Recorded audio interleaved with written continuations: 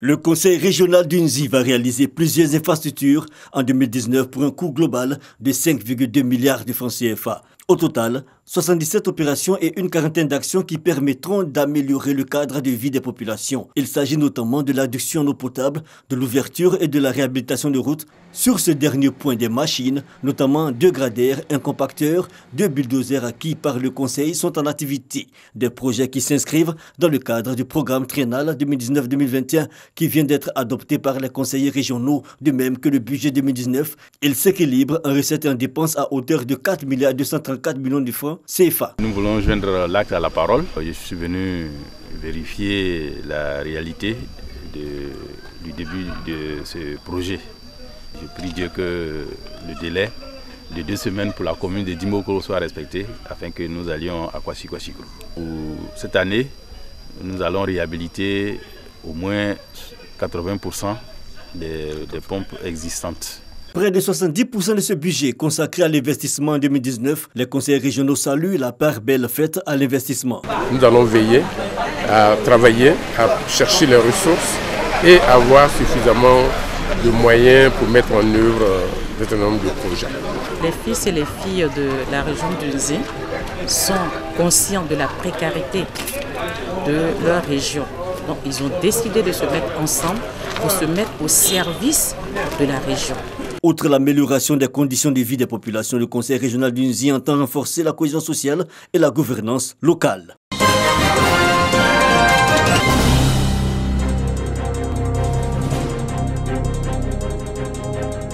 Sous la chaleur torride, ces habitantes du village de Moronou doivent braver l'épaisse poussière que soulèvent les véhicules de passage et les mototaxis qui règnent en maître sur la route latéritique reliant cette localité du département de Toumoudi à l'autoroute Abidjan-Yamoussoukro. Après 1 kilomètre de marche, enfin Moronou. Elles ont pu ramener de l'eau au village. Mais quel supplice! Tu vois où on a quitté là, ça fait au moins 10 km. À cause de l'eau, on ne dort pas. On s'est réveillé à 4 h pour aller à la pompe. Il y a des jours où on ne gagne pas l'eau.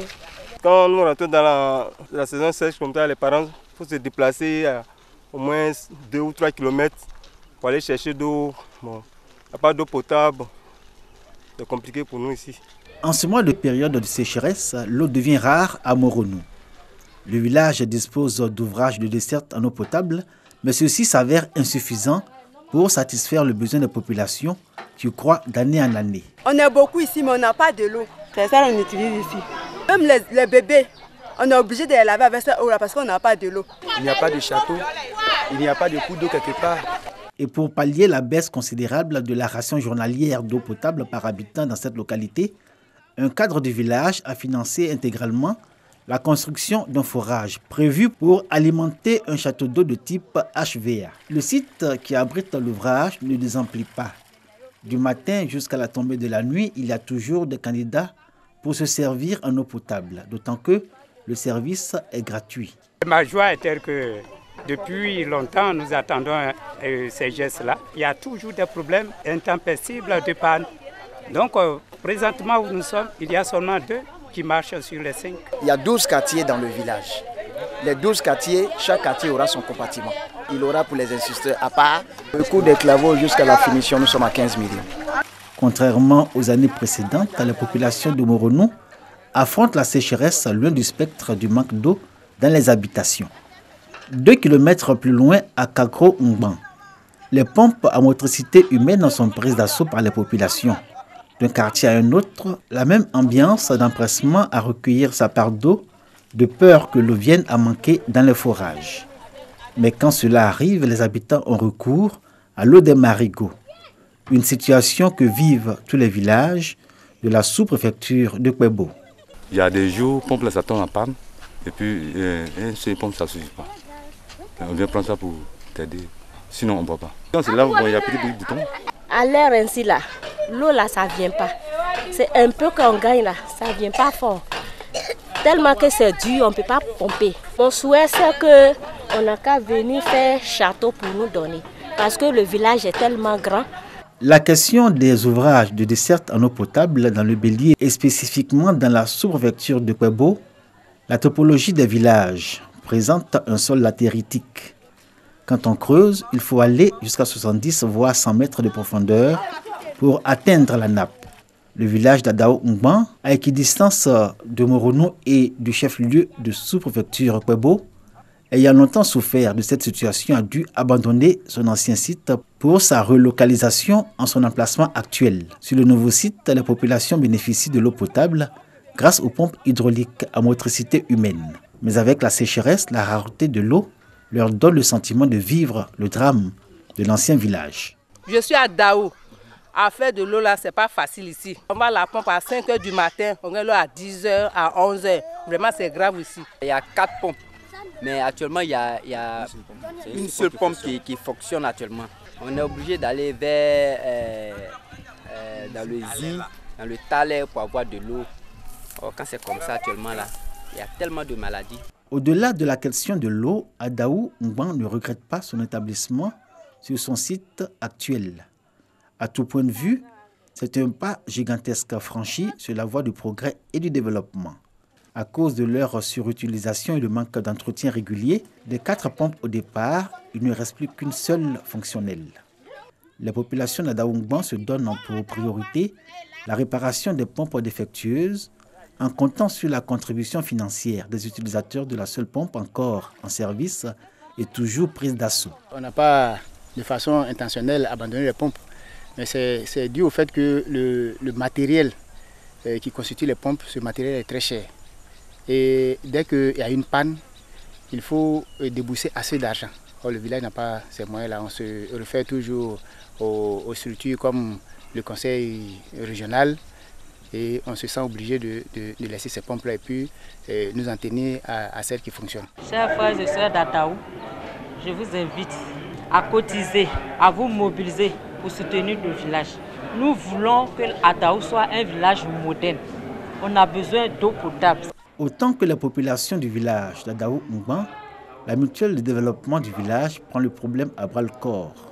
De nombreuses réunions tenues à Abidjan ou au village y consacrent une bonne partie aux échanges. Pour qui connaît ce village, sait que tout y est priorité. Pour autant, la construction d'un château d'eau de tous les projets retenus est primordiale.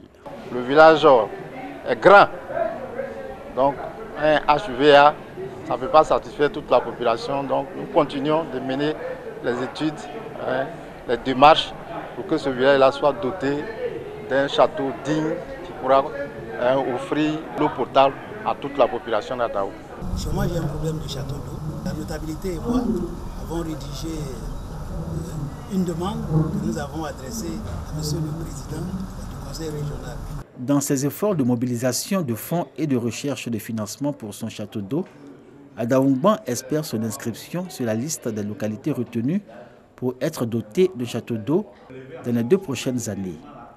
C'est un clin d'œil qui est fait au Conseil régional du Bélier.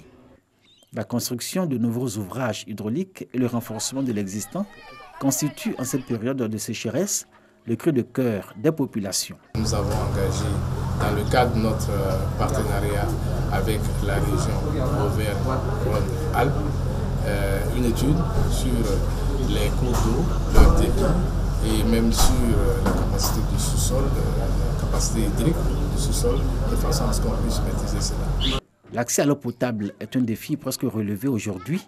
L'urgence a pour nom le renforcement des ouvrages de desserte en eau potable. Les populations peuvent espérer de l'ONEPS les promesses qui ont été faites par le chef de l'État, à savoir mettre en place le programme social, qui est celui de faire en sorte que l'eau potable soit mise à la disposition des populations. Déjà, un premier travail a été fait, à savoir l'identification des zones qui sont les plus touchées par la pénurie d'eau, et ce programme est en train de s'exécuter. Quand d'ici l'horizon 2020, on puisse assurer la couverture en eau potable pour les populations ivoiriennes à 95%.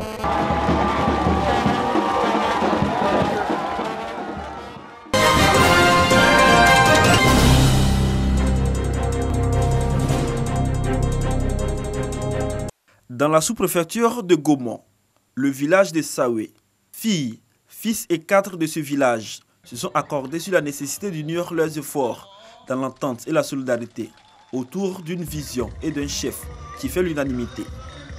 Chose faite aujourd'hui, après une longue période de vacances de pouvoir. Nana Joseph Dibi est porté à la tête de Saoué après une élection ouverte, avec pour nom de règne Dibi Ier.